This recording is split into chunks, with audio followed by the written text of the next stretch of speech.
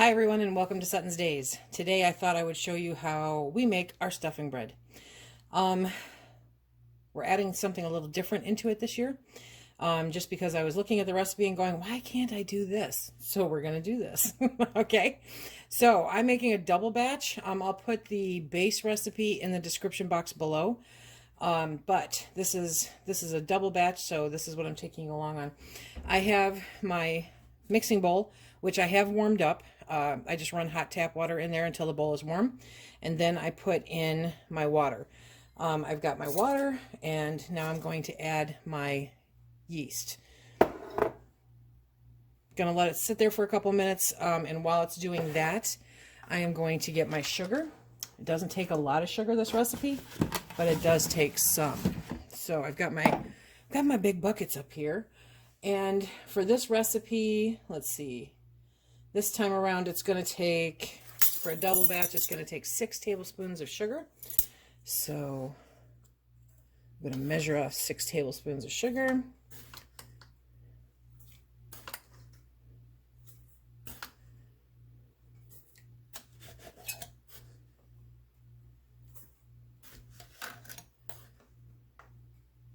Okay.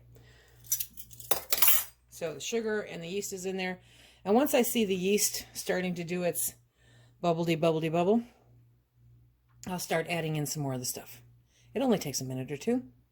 Now Phil is a fanatic about his stuffing. That is literally the reason we have Thanksgiving, is so that Phil can have his stuffing. So he takes it very seriously, and he said that this is the way that we're doing our stuffing from now on. But I cleared this change through him, because what I'm doing this year is normally in our stuffing recipe, we add onions and celery, right? But I said, why don't we just put the onions right in the bread? That would, it all comes out the same anyway. And he says, yeah, let's do it. Okay, so I got the approval of the stuffing guy. So this year, I'm going to add my Thrive Life diced onions because I love them, and I do not have any regular onions in the house at the moment. Okay, so the yeast is doing what's doing. This is my makeshift poultry seasoning because I am adding my own onions and stuff. This has ground pepper, it has ground sage, and it has salt. And now I'm going to put that in there. And then we're going to do the onions. Now the onions, I'm going to add 3 heaping teaspoons of the Thrive diced onions in there. And then we also add the garlic. I use the minced garlic for the bread. I always have 2 sets of measuring spoons, one for wet, one for dry. So I'm going to add 2 big heaping tablespoons of the minced garlic. And then next we add the olive oil. So typically for a single batch it takes 3 tablespoons, so we're going to be using 6 tablespoons of olive oil. So I've got 1, 2,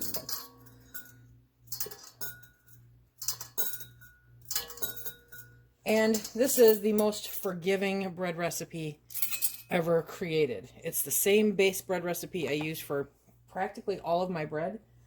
And so then I just doctored up the way that I want.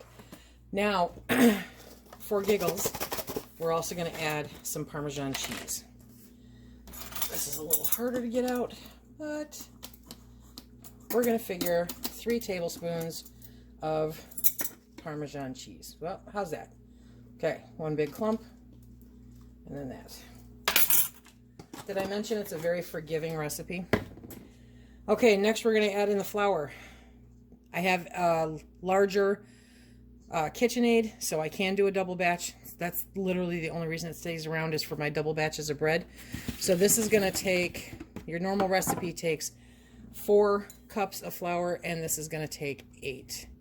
So we're going to measure out. I just use all-purpose flour because it's an all-purpose bread.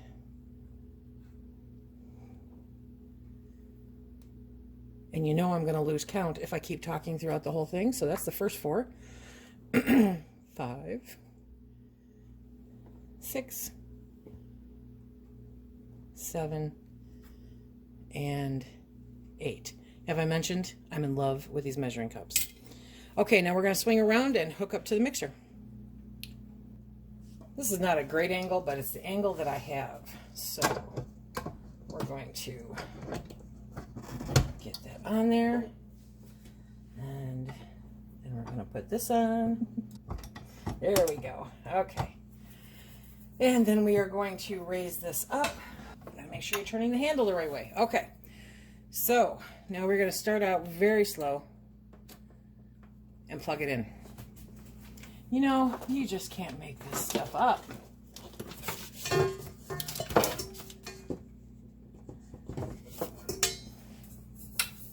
Okay, very slow.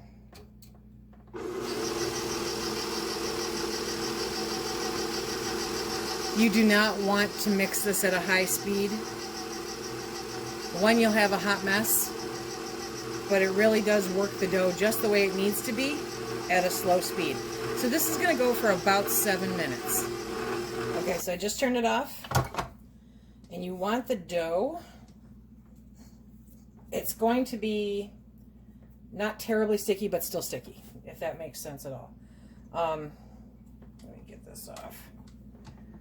I'm definitely used to the other one that tilts. Okay, so we'll just... There we go. Oh, I can tell you, this smells like Thanksgiving. Let's move over. Okay, so I have the dough, and I'm going to roll it on out onto my cutting mat.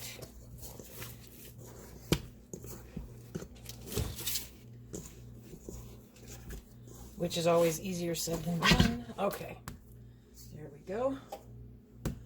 Remember, this is a double batch, okay? Now this is just a tiny bit stickier than my normal bread, but it's still not horrible. Okay, first let me cut it in half. There we go. And then we're going to place it on the parchment paper. On the cookie sheet. And we are going to spread it out.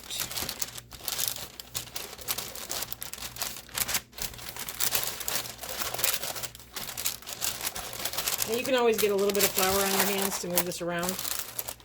I would have to undo the gamma lid. So we're just going to struggle with it for a second, but I'm just going to pull it out. Don't make it so that it's too thin in one place. It may break hold in the middle, but you want to try to even it out a bit. Okay? So now, and the more you work with it, the more holes you're going to get in it. Okay, so now we're going to place this over on top of the stove. I'm going to work on the other one, get it spread out. We're going to place that on top of the stove, which is preheating at 375. We're going to let them sit and rise for about 15-20 minutes. Now it has come to my attention that some people don't understand making stuffing bread. Why would you do that? And I know growing up, my mother always picked up, you know, some loaves of inexpensive bread and pulled them out and let them stale, or put them in the oven and stale them up that way if time was of a concern. And then you add all your stuff in with that. But I can tell you that this is just some of the most amazing stuffing bread. Now, if you watch my friend Heather's channel from the Needy Homesteader, you'll see that she also makes a stuffing bread. It's a bit different from ours. And after she bakes the bread, she cubes it and then puts it into the dehydrator. And that's how she stales up her bread. But by the time this is done baking, I'm enough in advance that I can put it into a container and just let it stale up itself. It will go randomly back and forth, covered and uncovered, because I'm not big on inviting unwanted critters into the house. So I don't typically leave food out. But in this case, like during the day, I will make a point of taking the lid and letting it be off kilter so that the bread can stale. And I'll mix it up every day between now and Thanksgiving when we actually stuff the bird. Okay, I'm going to get a couple of just tea towels, throw it over the top, and I'll see you in about 20 minutes. Okay, so we've let them rise. See how nice and puffy they got? Good stuff. So now we're going to put these in the oven at 375 for 35 minutes. Okay, timer went off. And I can tell you the whole house smells like Thanksgiving. Awesome. Okay. Oh, these turned out beautifully. Look at that.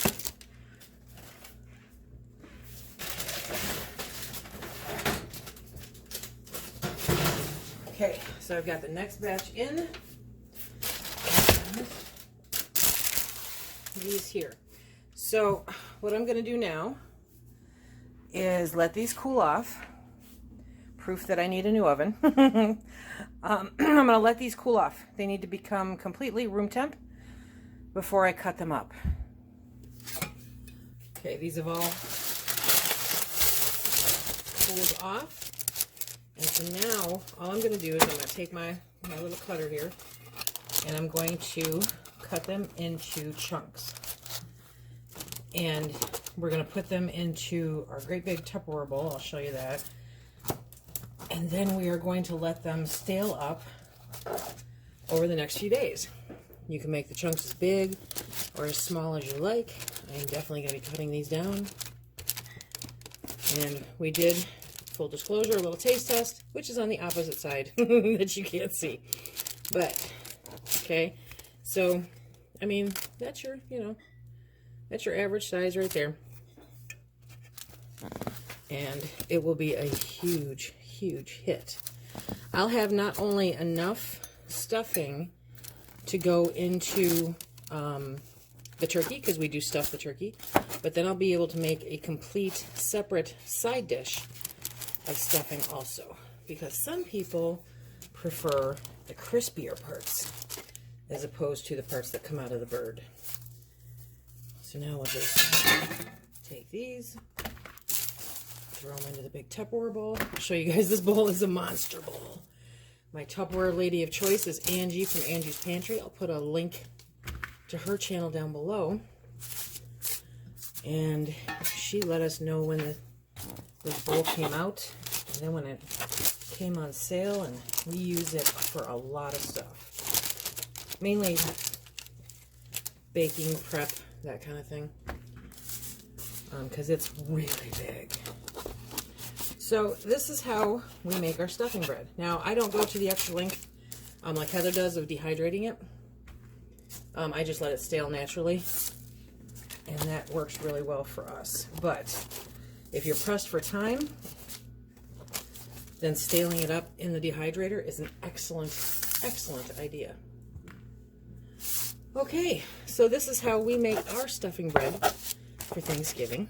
See, and that's so good, so good. I would love to hear how you make your stuffing bread.